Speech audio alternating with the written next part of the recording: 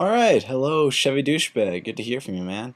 I really enjoyed your video. It really brightened my evening. It's good. It's funny. I'm gonna get right to the point. You asked if I had any thoughts on what you are.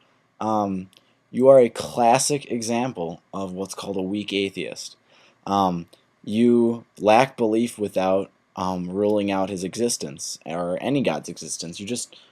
You're in a place right now where you don't believe anything. This is the same place I'm in right now. I'm a weak atheist. I consider myself a weak atheist through and through. Same as me. High five. Ha. I personally don't think it's intellectually honest to be anything else unless you have an honest belief in something.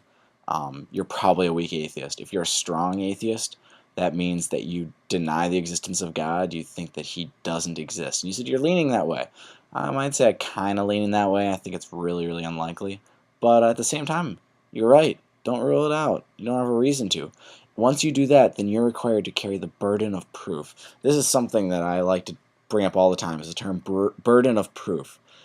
If you become a strong atheist, you have the burden of proof to prove that there is no God. You're making a positive assertion that there is no God. It's the same thing for a theist. You claim that there is a God, and it's specifically this God. They carry a lot of burden of proof. They really should be going all out of their way, and a lot of them do, some more successfully than others, to try and prove that their God exists. But so far I've never seen one actually succeed in providing any shred of proof for existence of God. They're really good at showing things that we can't explain, and then they say Jesus did it. Yeah, I know. My personal favorite phrase is to say, you're an atheist until proven otherwise. It just goes to mean that until you have a theistic belief, until you say, I believe in insert God here, you're an atheist. So until you are a theist, you're an atheist, as atheism is defined as a lack of theism. But I really, really like your interest on this topic. I think it's really good. I'm very interested in this stuff too, clearly. So I have a book for you to read.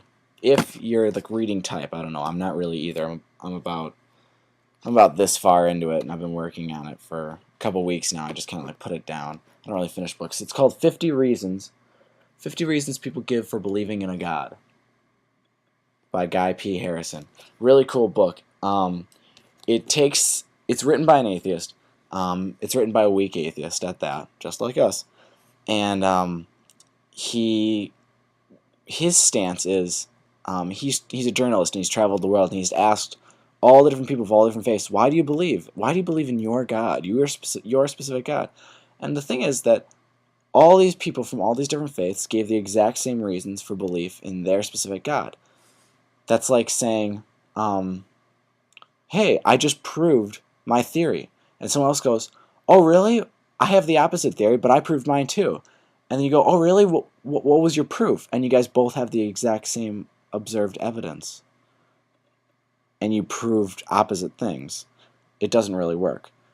He goes point by point, kind of dissecting in a very, very polite and elegant way all the reasons people give for believing in their specific gods. It's very fascinating. So yeah, 50 Reasons People Give for Believing in a God. Highly recommend it. It's way better than The God Delusion. As fascinating as that is by Dawkins and things like that, those are so snide and rude.